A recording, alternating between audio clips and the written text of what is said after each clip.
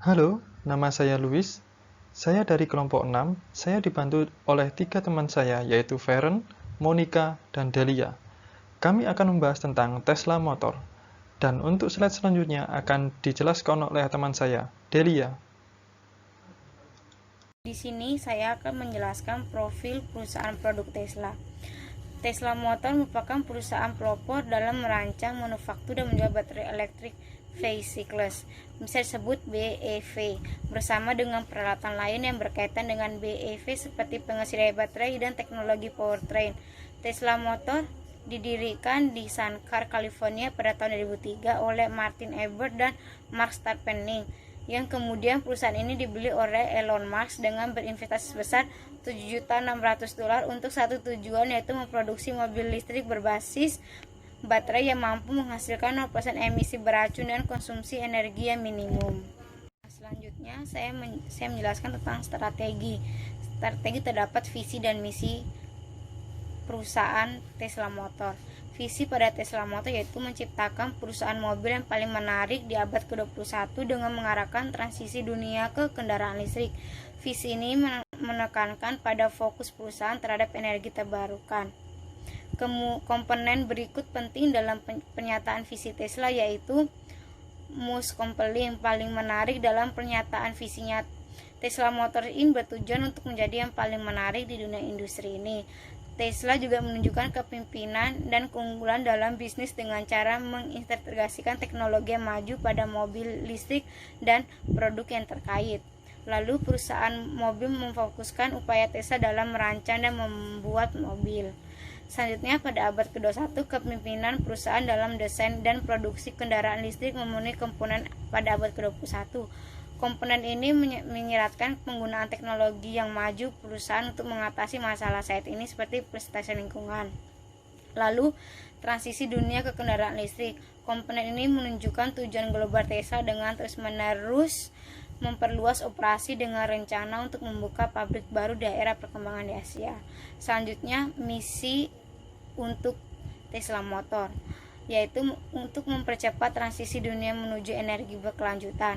Pernyataan misi Tesla ini memiliki komponen penting yaitu berikut ini. Akselerasi atau percepatan komponen.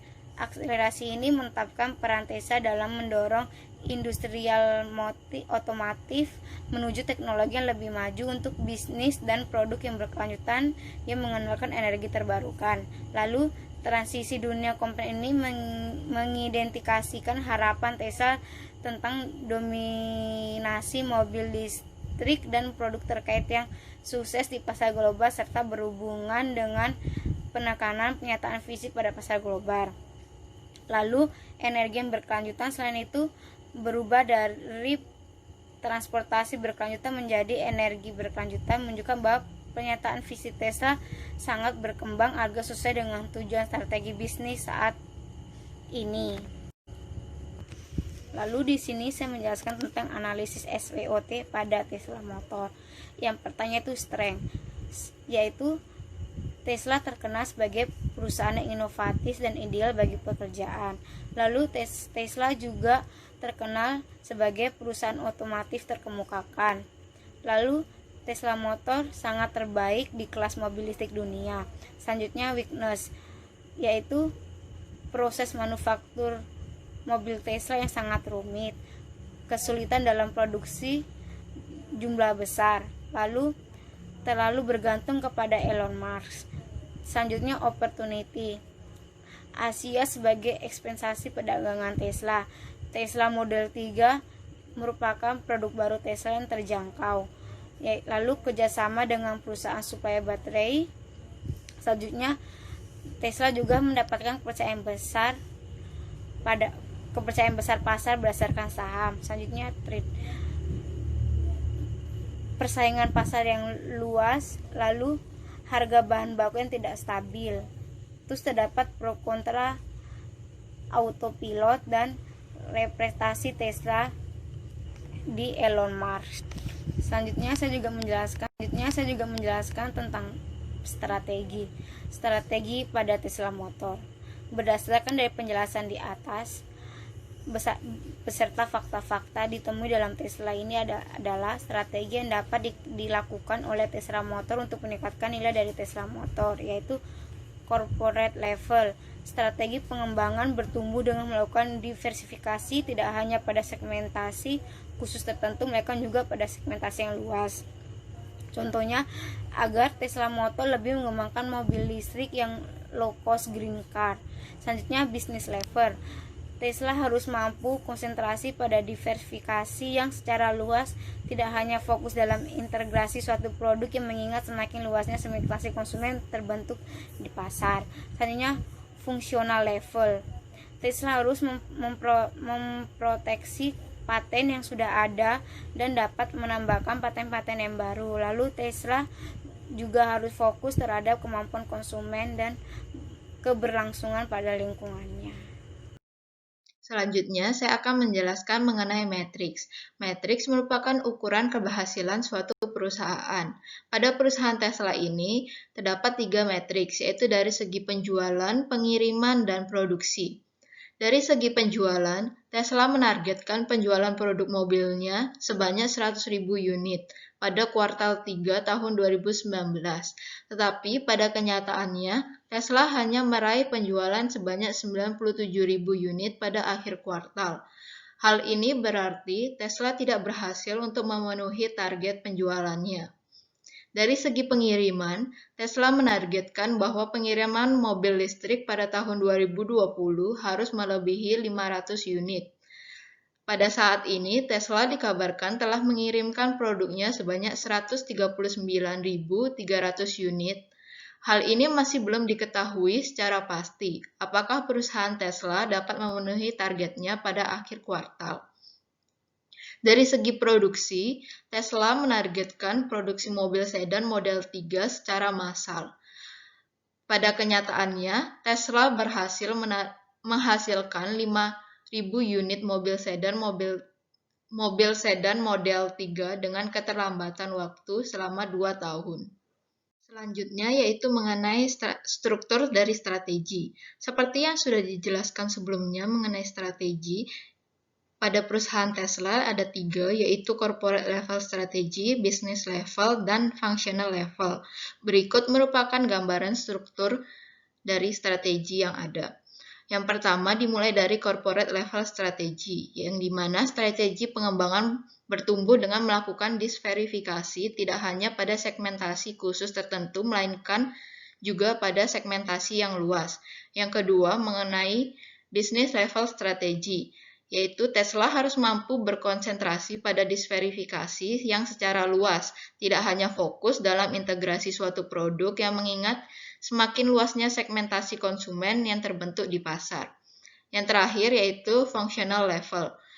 Tesla harus memproteksi paten yang sudah ada dan dapat menambah paten-paten yang baru. Lalu Tesla harus berfokus terhadap kemauan konsumen dan keberlangsungan pada lingkungan. Saya akan menjelaskan mengenai warranty. Warranty merupakan jaminan yang diberikan oleh perusahaan kepada konsumen dalam bentuk penggantian item, barang maupun jasa. Berikut ini saya akan menjelaskan mengenai syarat ketentuan dari Tesla. Yang pertama, mobil Tesla yang dimiliki konsumen pernah melakukan servis pada service center milik Tesla yang resmi. Yang kedua, tidak membawa kendaraan Tesla di luar service center milik Tesla. Yang ketiga, garansi terbatas peralatan pengisian daya ini tidak mencakup kerusakan atau malfungsi secara langsung maupun tidak langsung yang disebabkan oleh keausan atau kerusakan normal, penyalahgunaan, kelalaian, kecelakaan, atau penggunaan yang tidak benar. Saya akan mempresentasikan mengenai jenis garansi yang diberikan berupa: yang pertama, perbaikan atau penggantian suku cadang bermerek Tesla yang dibeli langsung dari Tesla. Yang kedua, garansi terbatas perbaikan suku cadang, body and cat Tesla dimulai pada tanggal pembelian suku cadang dan cakupan diperpanjang untuk jangka waktu 12 bulan atau 12.500 mil. Yang ketiga, ketentuan dari garansi Tesla. Yang pertama, ketentuan garansi Tesla mencakup perbaikan atau pergantian yang diperlukan untuk memperbaiki setiap kegagalan yang menurut Tesla adalah penggunaan normal. Yang kedua, jika kendaraan Tesla berpindah tangan, maka dialihkan ke pemilik baru saat pengalihan kepemilikan kendaraan tersebut. Service center Tesla beserta ketentuannya. Garansi terbatas untuk perbaikan badan seumur hidup termasuk perbaikan retak, pengelupasan lubang, dan kerusakan bagian tubuh, tetapi tidak termasuk kerusakan disebabkan oleh karat. Ketentuannya adalah membawa buku panduan servis saat melakukan servis dan pernah melakukan servis pada Tesla Service Center yang berada di lokasi Anda. Yang kelima, syarat resmi dari garansi Tesla, yaitu garansi tidak berlaku apabila adanya kegagalan untuk mengikuti instruksi, perawatan, serta peringatan. Yang kedua, garansi tidak berlaku apabila ada faktor eksternal. Yang ketiga, garansi tidak berlaku apabila adanya kerusakan cat, termasuk serpihan, goresan, penyok, serta retakan. Yang keempat, garansi tidak berlaku apabila kegagalan menghubungi pihak Tesla setelah menemukan cacat. Yang kelima, garansi tidak berlaku apabila perbaikan, perubahan, atau modifikasi apapun. Yang keenam, garansi tidak berlaku apabila perbaikan atau perawatan kurang atau tidak tepat, termasuk penggunaan aksesori Tesla yang tidak asli. Yang terakhir, garansi tidak berlaku apabila digunakan untuk tujuan komersial. Di sini saya akan membahas tentang LCA. Apa itu LCA? LCA adalah Life Cycle Assessment. Life Cycle Assessment adalah suatu pendekatan yang digunakan untuk menganalisa dampak suatu produk lingkungan selama siklus hidup produk tersebut.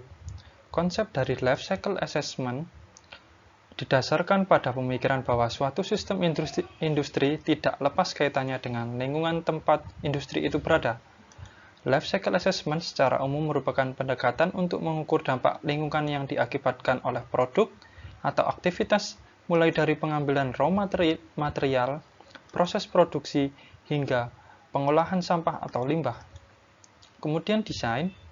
Untuk desain ini, desain pada mobil Tesla ini hanya ada sedikit perbedaan dengan mobil pesaingnya, yaitu mobil bertenaga bahan bakar minyak.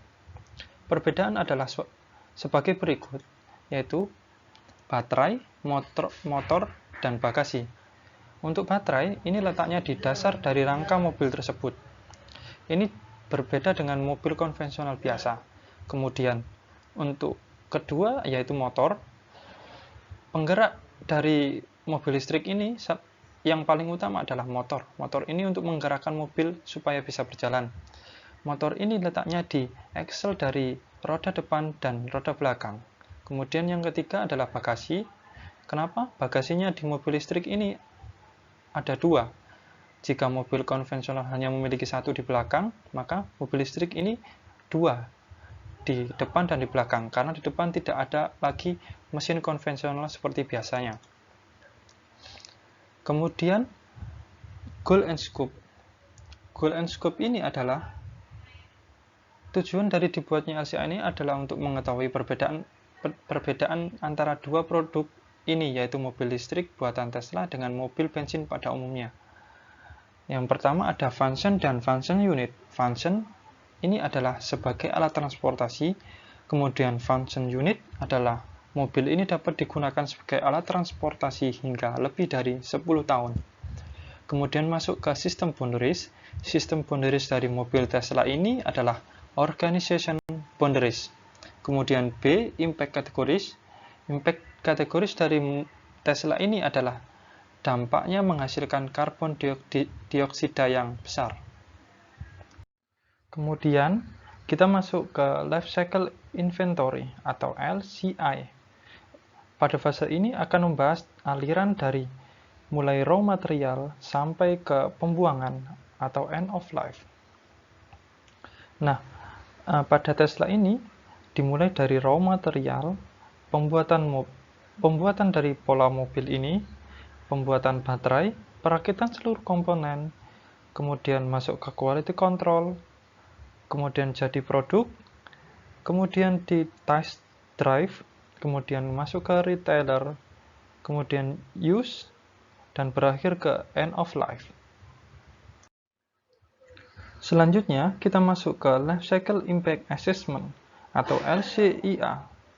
Dampak yang terjadi adalah sekitar 1,6% emisi karbon global pada tahun 2018. Untuk sementara ini, membatasi kenaikan suhu global rata-rata hingga 1,5 derajat Celcius. Untuk itu, peningkatan 1,6% dalam emisi karbon adalah hal yang serius atau mungkin bisa menjadi masalah yang sangat besar. Untuk itu, meskipun emisi mobil listrik jauh lebih rendah dibandingkan mobil konvensional, mobil listrik juga menghasilkan karbon dioksida selama proses pembuatannya. Dampak lainnya juga dari faktor ketersediaan, produksi, serta pasokan logam tanah dan unsur alam langka lainnya. Untuk baterainya sendiri, mobil listrik mengandung logam mulia seperti litium dan kobalt. Kobalt ini adalah bahan yang langka yang sudah mengancam proses produksi dari mobil listrik tersebut. Kemudian yang terakhir adalah interpretation. Ini adalah pada proses produksi mobil listrik ini menimbulkan limbah yang dapat merusak lingkungan atau bahkan bisa memusnahkan sumber daya alam yang ada di bumi ini. Apa solusinya? Solusinya adalah memperbanyak pabrik daur ulang untuk memproses logam dan unsur langka lainnya untuk mobil listrik agar dapat digunakan kembali menjadi produk yang penting. Kini produsen mobil sedang mengeksplorasi desain alternatif yang tidak bergantung pada bahan yang langka. Sekian presentasi dari kelompok kami. Jika ada pertanyaan, silakan komen di bawah. Terima kasih.